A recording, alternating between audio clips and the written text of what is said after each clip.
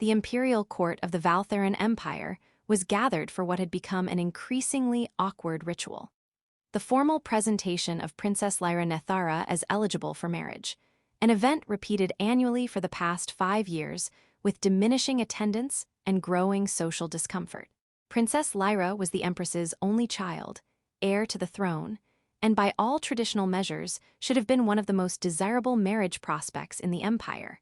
But she was also what Valtheran culture euphemistically called star-touched. Born with neurological differences that manifested as difficulty with social interaction, patterns Valtheran culture considered fundamental sensory sensitivities that made many traditional court activities overwhelming, and communication styles that didn't match what nobility expected. In Valtheran terms, she was considered fundamentally unsuitable for the political marriages that nobility expected. Someone whose differences made her incapable of fulfilling the social obligations that came with high-status unions. The fact that she was brilliant, kind, and genuinely competent at governance, when allowed to work in ways that accommodated her needs, was irrelevant to nobles who viewed her differences as insurmountable barriers. Empress Kyrith had spent 5 years watching her daughter be rejected repeatedly by potential matches who found polite ways to decline, without explicitly stating they considered Lyra's neurodivergence disqualifying. This year, attendance at the presentation ceremony was notably sparse. Many noble families had simply stopped pretending they were considering matches. Those who attended were clearly present out of political obligation rather than genuine interest. When the formal presentations concluded with the expected silence, no one stepping forward to express interest, Kyrith did something unprecedented. Instead of maintaining the diplomatic fiction that suitable matches would emerge eventually, she addressed the court with exhausted honesty. No one wanted to marry my daughter. 5 years of presentations, countless private negotiations, and the truth is that Valtheran nobility has decided she's unsuitable because she experiences the world differently than tradition expects. My daughter is brilliant, kind, and entirely capable of partnership with someone willing to understand rather than judge her differences. But apparently, those qualities matter less than conforming to narrow social expectations.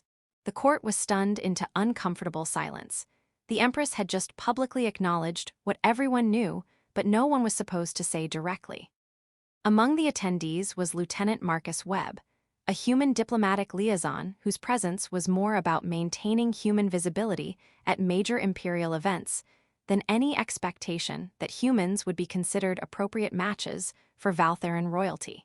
Marcus had been stationed at the imperial court for 6 months, long enough to recognize the social dynamics around Princess Lyra, even though he hadn't directly interacted with her. He'd noticed how nobles carefully avoided her during court functions, how conversations paused awkwardly when she entered rooms, how she was treated with polite distance more isolating than outright hostility. He'd also noticed that when Lyra was allowed to engage with topics she was interested in, usually technical aspects of governance or scientific matters, she was remarkably articulate and insightful in ways that made the social rejection she faced seem particularly cruel. From Marcus's human perspective, Lyra's neurodivergence was noticeable but not particularly concerning. She reminded him of colleagues who were autistic or had similar neurological profiles, extremely competent when accommodated appropriately, but struggling in environments built around neurotypical social expectations. The idea that her differences would make her unsuitable for marriage struck Marcus as a product of Valtheran cultural rigidity rather than any actual limitation on Lyra's part. When the Empress finished her unexpectedly honest speech, Marcus found himself doing something his diplomatic training hadn't prepared him for. He stepped forward, not with grand gesture or dramatic declaration, just simple movement that drew attention because no one was expecting anyone to respond.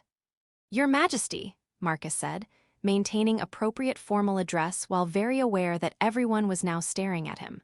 "I'd like to express interest in courting Princess Lyra, if she's willing to consider a human suitor." The court's stunned silence somehow became even more profound.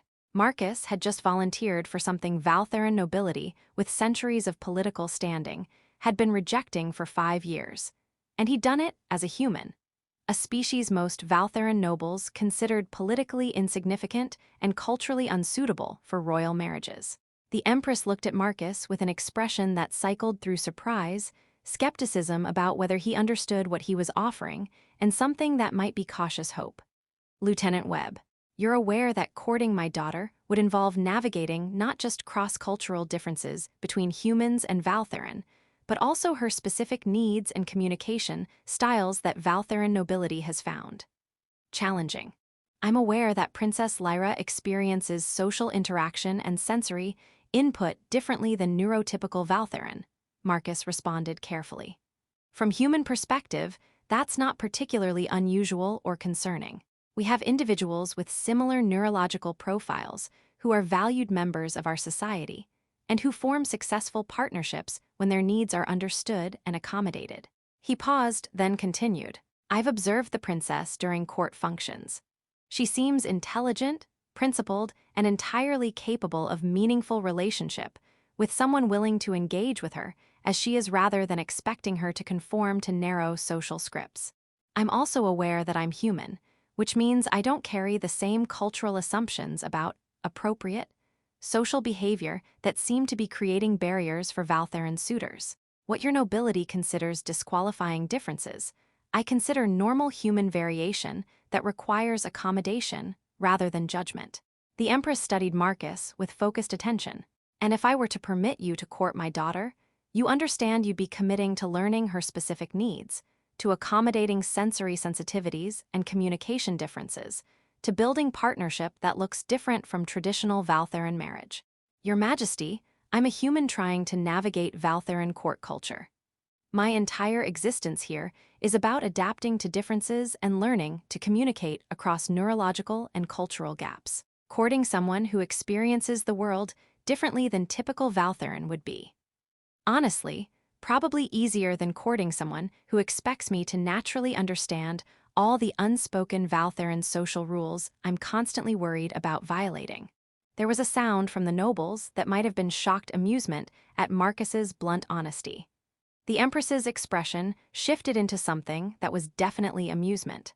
You're saying that courting my neurodivergent daughter would be less intimidating than courting a neurotypical Valtheran noble, because you're already accustomed to navigating differences. Essentially, yes, I'm not going to pretend I naturally understand either Valtheran neurology or Princess Lyra's specific needs. But I'm also not starting from assumptions about what normal, social interaction should look like, which seems like it might be an advantage. The Empress made a decision. Princess Lyra should be present for this conversation. She's the one who would be courted, and her consent matters more than my permission or the court's opinions. She signaled for attendants to request the princess's presence, and Marcus realized that Lyra hadn't even been in the hall during her own presentation ceremony. She'd apparently been allowed to skip the event that was supposedly about her marriage prospects. When Princess Lyra entered and was briefed on what had happened, her first response was to look directly at Marcus and ask with characteristic bluntness, "Why would you volunteer for this? You don't know me. You're aware that everyone considers me unsuitable because I don't process social interaction the way they expect. What makes you think you want to court someone you've never spoken with who has neurological differences your species doesn't fully understand?" Marcus appreciated that she was immediately addressing practical questions rather than performing social scripts. I've observed you during court functions over the past 6 months. You're clearly intelligent. You're direct in ways I find refreshing compared to typical Valtheran diplomatic communication. And when you're discussing topics you're interested in, you're remarkably articulate. Your neurodivergence is noticeable, but from human perspective, it's not particularly concerning. I'm not claiming I naturally understand your specific needs, but I'm willing to learn, and I don't start from the assumption that difference equals unsuitability. Lyra considered this. You're human. You're already navigating cultural and neurological differences just by existing in Valtheran court. You think courting me would be comparable to that. I think courting you would involve learning your specific communication preferences and sensory needs, which is probably easier than learning all the unspoken Valtheran social rules I'm constantly worried about violating. At least with you, I could probably ask directly what you need, rather than trying to guess based on subtle cues I'm not equipped to read. Lyra's expression shifted into something that might be cautious interest. You're saying you'd prefer direct communication about needs and boundaries over implicit social expectations. Strongly prefer, yes. Implicit social expectations are how I accidentally create diplomatic incidents. Then I'm willing to consider being courted by you, with the understanding that we'd both be learning how to accommodate each other's differences, rather than expecting either of us to simply conform to the other's neurological baseline. The court witnessed what might be the most pragmatically negotiated beginning to a courtship in Valtheran history. Over the following months, Marcus and Lyra developed a relationship built on explicit communication about needs and boundaries rather than implicit social expectations. They discussed sensory accommodations, communication preferences, and what partnership would actually look like rather than assuming shared understanding. The courtship was unconventional by Valtheran standards, but remarkably functional specifically because neither was trying to force the other to conform to neurotypical Valtheran social scripts. When they eventually married, it was a union that forced Valtheran nobility to confront uncomfortable truths about how cultural assumptions about suitable social behavior had been excluding someone entirely capable of partnership when her needs were respected rather than judged. Years later, their marriage was cited as example of how cross-cultural unions can challenge harmful social assumptions, how explicit communication about differences can create stronger partnerships than implicit expectations, and how worth isn't determined by conforming to narrow definitions